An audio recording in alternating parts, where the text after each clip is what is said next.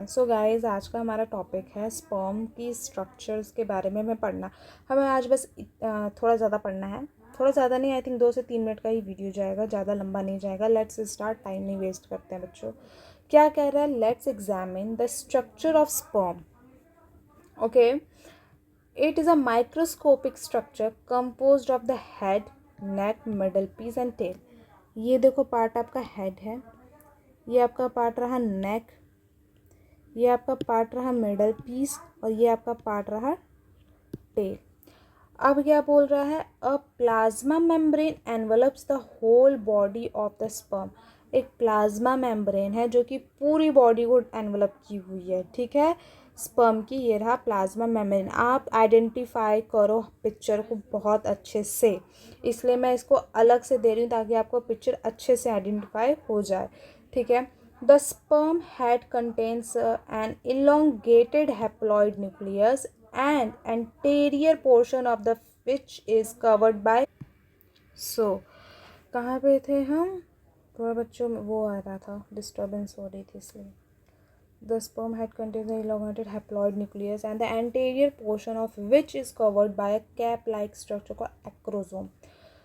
ठीक है, इसका जो हेड है ये एक हैप्लॉइड न्यूक्लियस है। इसके हैप्लॉइड में ये रहा, ये हैप्लॉइड है बेटा, एन, ठीक है। इसमें एक ये है part acrosome, cap like structure. इसको आप याद रखेंगे अभी के लिए। The acrosome is a filled with the enzymes which help in the fertilization of the ovum, ठीक है।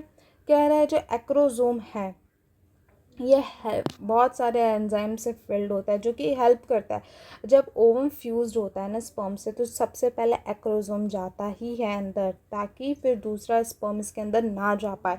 ये बैरियर बना लेता है एक, जैसे ओवम भी बना लेती है जोना पेलिसुइडा अपने पूरे आसपास। जैसे ही फर्टिलाइजेशन हो जाता है, एक कवरिंग इन दोनों मिलकर तैयार कर लेते हैं, ठीक है। इसमें मेनली जेनेटिक्स भी होते हैं बेटा, इसी में होते हैं ये पार्ट में, हेड वगैरह में, ठीक है। The middle piece process a numerous mitochondria which is produce energy at the moment of the tail that facilitates sperm motility essential for the fertilization। क्या कह रहा है कि जो ये नेक वाला पार्ट है ना, इसमें ढेर सारे माइटोकॉन्ड्रिया हैं जो कि हमें एनर्जी देता है, जिससे हमारी स्पर्म की ये जो टेल का फंक्शन है होता है, मोटालिटी, ये फास्ट होती है, ठीक है, फर्टिलाइजेशन के लिए, जो कि बहुत इंपॉर्टेंट है। ओके, अब हम क्या पढ़ रहे हैं देखो। The human male ejaculates about 200 to 300 million sperms during a coitus for of which for normal fertility।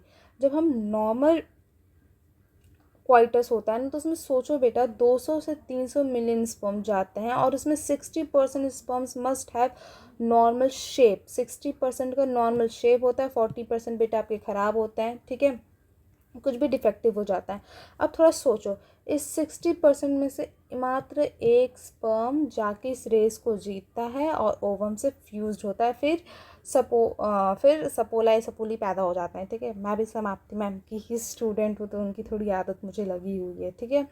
फिर क्या कह रहा है? Sperms release from a seminiferous tubules are transported by accessory ducts. जो स्पर्म्स होते हैं वो सेमनीफरस ट्यूब्यूल से रिलीज होते हैं, जो कि ट्रांसपोर्ट करते हैं एसेसरी ड्रग्स के थ्रू। Secretion of epididymis, vas deferens seminal vesicles and prostate and are essential for maturation and motility of the sperms. समझ गए होंगे, साफ मीनिंग इसका पता चल रहा है, okay. The seminal plasma along with the sperm constitute the semen. जो सेमाइनल प्लाज्मा होता है स्पर्म्स के साथ, उसको हम मिला के क्या कहेंगे? सीमेन, ठीक है।